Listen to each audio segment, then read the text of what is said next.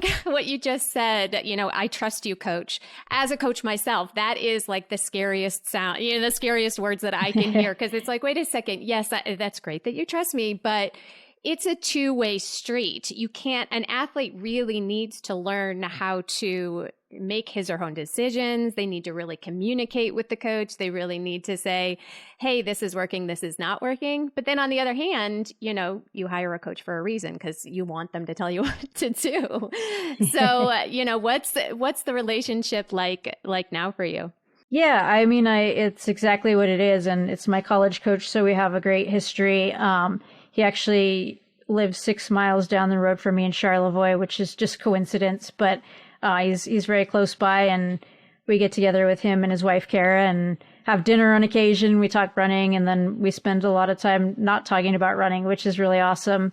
And then the coaching side is sort of a separate side where we sit down and he kind of has the big plan for a build-up laid out, but everything's in pencil. And, I think one thing that we've been trying to get better at throughout these years is communicating, to be honest, where it's like, I'm going to give you the work, but let's talk after each session and decide if we need to adjust, if we need to push things around, and not just looking at the schedule as in stone and I have to, get everything done or else this thing isn't working. So it's much more flexible. It's much more individualized, personalized, and taking into account a lot of things too, where it's like, I'm 39 and there's a lot different things that I need at this point than when I was, 26. So that all comes into play. Yeah. I wanted to get into that. What are those things that you've noticed that you have to do differently?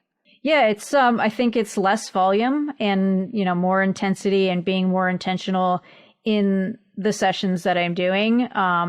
Focusing a lot more on speed, even if it's for shorter bouts, and just touching on paces that are uncomfortable, and then making sure recovery is a part of it, because that's when the adaptation happens, and then start all over when you're ready to run hard again. Yeah. So, a lot actually has changed in the distance running world as far as training, or maybe everything old is new again. I don't really know.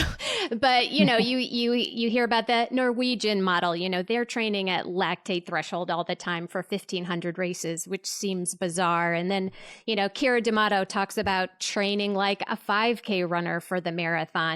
Doing a lot of things that are not bread and butter marathon type things. So do you feel like you're shifting in those kind of ways too? I think so, to a degree. I mean, I think the event has changed significantly with the introduction of the new shoes, which is kind of silly, but it's just a much faster race. And, I think you hear a lot of people talk about the shoes and say, well, my legs just aren't as fatigued. So you have to be able to run faster, and, they figure out how to factor those in.